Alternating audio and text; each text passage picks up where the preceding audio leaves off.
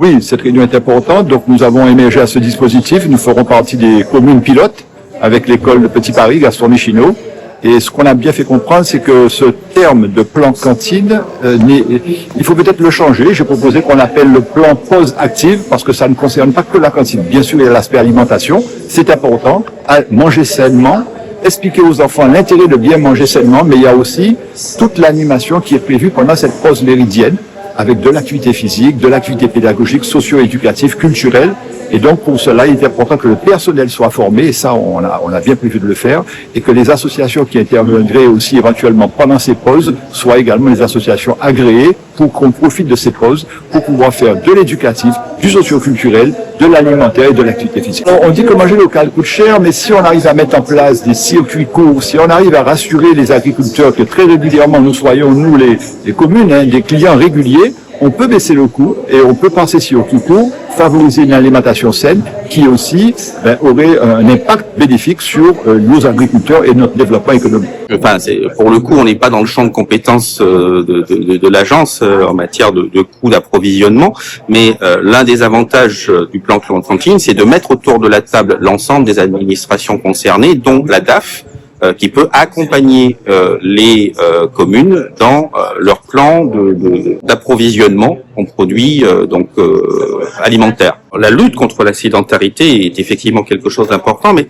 d'une manière générale, un de mes maîtres disait c'est certes, il y a une politique de santé, mais si on veut vraiment qu'elle avance, il faut mettre de la santé dans toutes les politiques. C'est ce qu'on essaye d'illustrer à travers notre participation à ce plan cantine aux côtés d'autres partenaires, de façon à ce que chacun apporte sa pierre à l'édifice sur ce sujet-là. Sincèrement, encore une fois, chacun dans son coin, on a un petit bout du sujet. Si on se met ensemble, on a une meilleure vision et surtout, on peut avancer plus facilement en se coordonnant. L'avenir des enfants, c'est évidemment un enjeu éducatif. Il y a tout un enjeu éducatif qui est suivi par le rectorat et qui fait notamment que le rectorat s'implique très fortement pour lutter contre les jours de classe qui sont perdus. Mais c'est aussi l'avenir des enfants et de la scolarité guadeloupéenne, l'enjeu de la pause méridienne. La pause méridienne, c'est ce moment qui coupe la journée de classe en deux et qui fait qu'entre deux temps éducatifs, il y a un temps qu'il faut bien construire, à la fois sur la qualité de l'alimentation qui est donnée aux enfants, mais aussi sur la qualité de l'accompagnement socio-éducatif qui est donné aux enfants, de manière à ce qu'il y ait une prise en charge utile, intéressante pour les enfants, et qu'on n'ait pas, comme cela existe parfois dans un certain nombre de territoires, des ruptures de prise en charge, des enfants qui sortent de l'école, qui n'ont pas recours à la cantine scolaire, qui sont parfois maltraités dans certaines prises en charge, qui mangent mal ou qui, restant dans l'école, n'ont pas d'activité, sont dans des lieux bruyants. Tout ça, ça aboutit à ce que l'après-midi, les enfants ne soient pas attentifs en classe. Et donc l'idée du plan cantine, c'est de restaurer au maximum la qualité de la pause méridienne, de faire en sorte qu'entre les deux temps éducatifs, du matin et de l'après-midi, il y ait une parfaite continuité par une bonne qualité de la prise en charge et que nous puissions lutter contre un fléau qui est celui du décrochage scolaire des enfants qui l'après-midi ne sont plus attentifs en classe et qui peu à peu s'éloignent des exigences éducatives normales. L'alimentation, elle joue un rôle, notamment sur le plan sanitaire. On a besoin, on le sait, pour le bon développement des enfants, d'une alimentation équilibrée qui nous permette notamment de lutter contre l'obésité des enfants, qui est un enjeu important en Guadeloupe.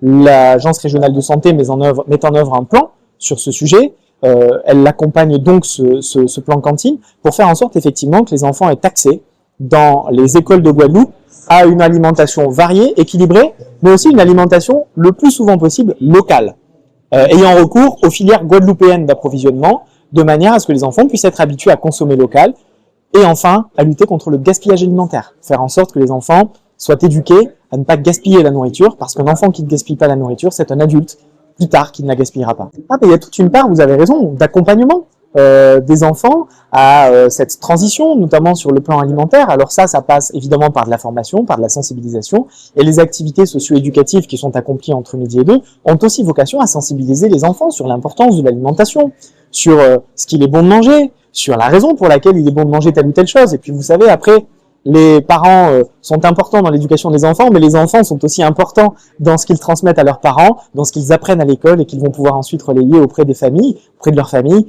pour lutter effectivement contre ce fléau qui est celui de la malbouffe et qu'il convient d'accompagner plus généralement. La compétence du temps périscolaire, c'est une compétence d'abord et avant tout communale. C'est aux écoles qu'il appartient d'organiser le temps périscolaire, à la fois en termes de bâtiments, en termes d'activités, en termes d'accompagnement de formation.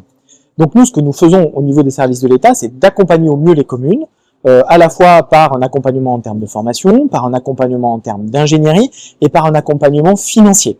Et les élus qui étaient présents aujourd'hui dans la salle ont témoigné de leur intérêt pour ce plan cantine, de leur intérêt à être accompagnés pour améliorer la situation des cantines de la Guadeloupe et faire en sorte que la pause méridienne des enfants soit la plus qualitative possible dans les années à venir.